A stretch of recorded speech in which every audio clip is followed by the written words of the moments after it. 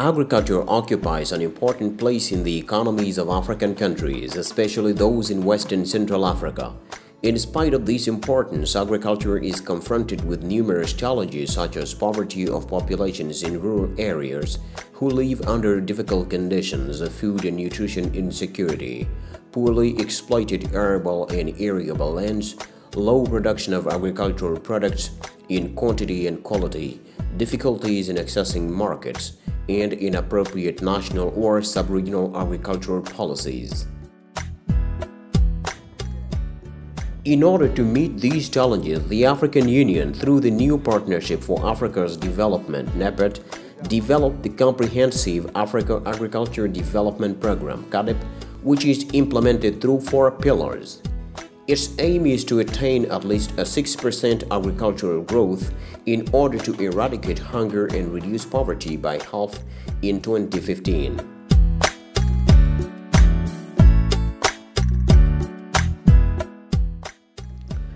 In this new context, CORAF developed a new strategy 2007-2016, implemented through operational plans, of which the first started in 2008 and will end in December 2013.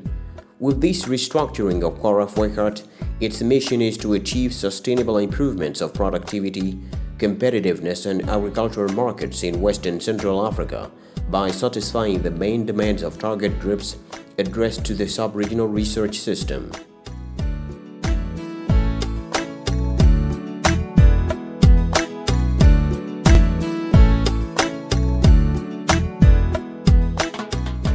Created in 1987, the West and Central African Council for Agricultural Research and Development, CORAF, one of the 4 sub-regional organizations of the Forum for Agricultural Research in Africa, FARA, coordinates agricultural research in 22 countries of West and Central Africa.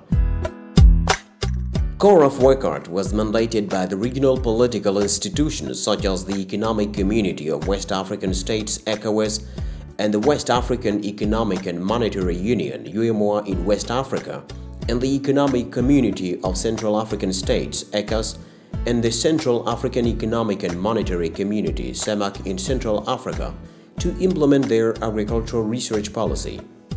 This mandate presents an opportunity for CORAF to contribute to the development and improvement of regional policies which aim at promoting investment in agriculture.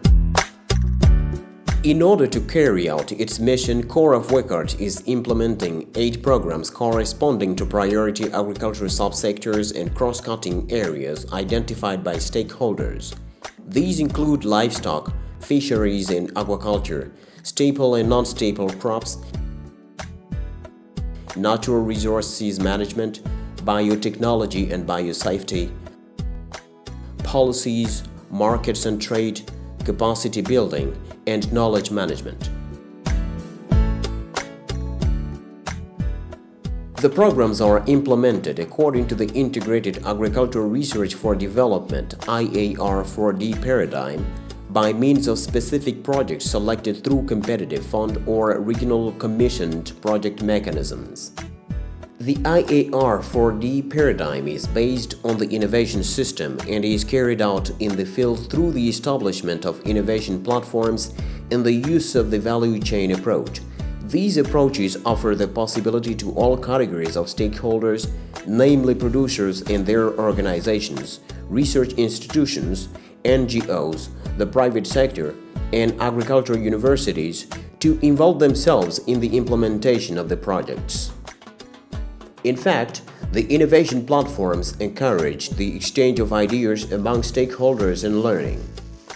Institutional organization, as well as the production, dissemination and adoption of technologies are equally facilitated. The connection of small producers and their organizations to market is a reality within the innovation platforms.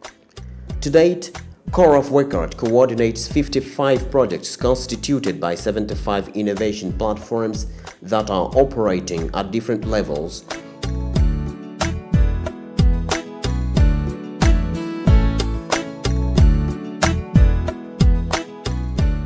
Sizable results are noted as regards agricultural transformation in West and Central Africa, driven by CORAF.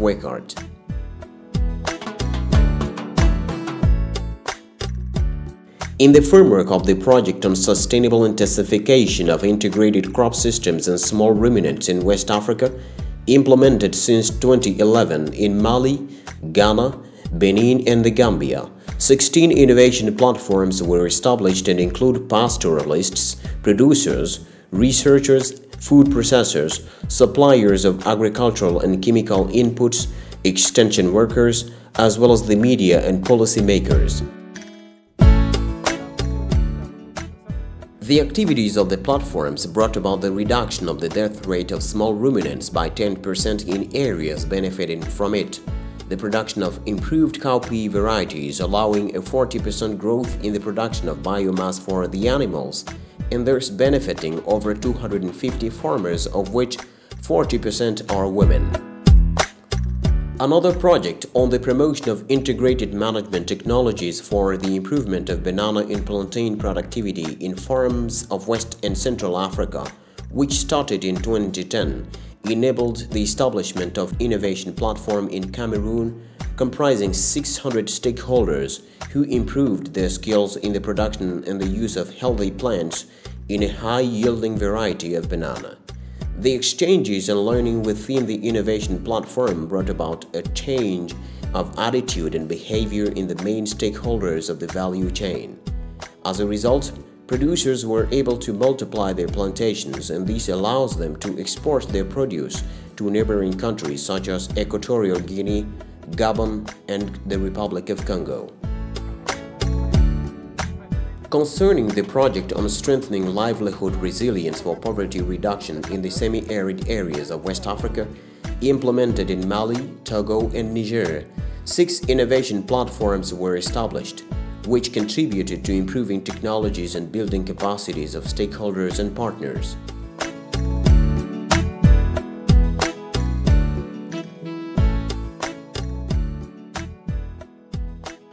Meaningful results were obtained.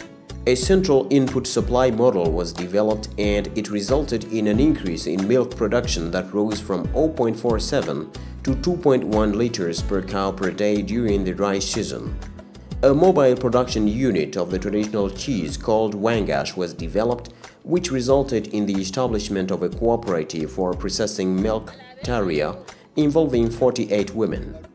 The improvement of the quality of wangash brought about an increase in demand and consequently an increase in the turnover of producers, estimated at $16,000 per year, including profit evaluated at $4,000. For the project on the improvement of post-harvest quality of staple foods, namely cassava, millet, sorghum and rice in West Africa, implemented from 2009 to 2012 in Niger, Nigeria, Senegal, Togo, Benin, Mali and Burkina Faso, more than 2,000 women were trained in food processing techniques. A platform composed of 585 stakeholders, of whom 90% are women, was constituted in order to establish food processing units. The private enterprise called La Khalkani Group has supplied over 2,600 kilograms of biofortified maize flour to SOS Village in Niamey since 2011. A contract was signed in 2002 to supply biofortified maize flour to SOS villages in the entire country. Another platform made up of 180 stakeholders and based in Nigeria produces, packages and labels rice thanks to the project. This platform has enabled processing platforms to supply the departmental market with quality products.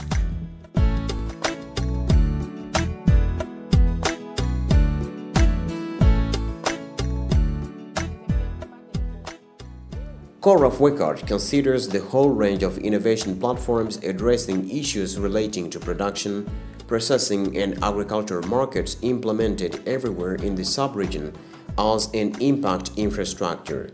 Thanks to its ability to coordinate and facilitate research and innovation, and to have the 22 NARs of the sub-region take ownership of the innovation platform system, in order to increase the quantity and quality of agricultural production, and its ability to connect small producers and their organizations to markets and to create spillover impact fostered by adequate regional policies through its strong links with regional political institutions, CORAF WECARD stands out as a strong and attractive institution capable of accompanying the transformation of agriculture in West and Central Africa.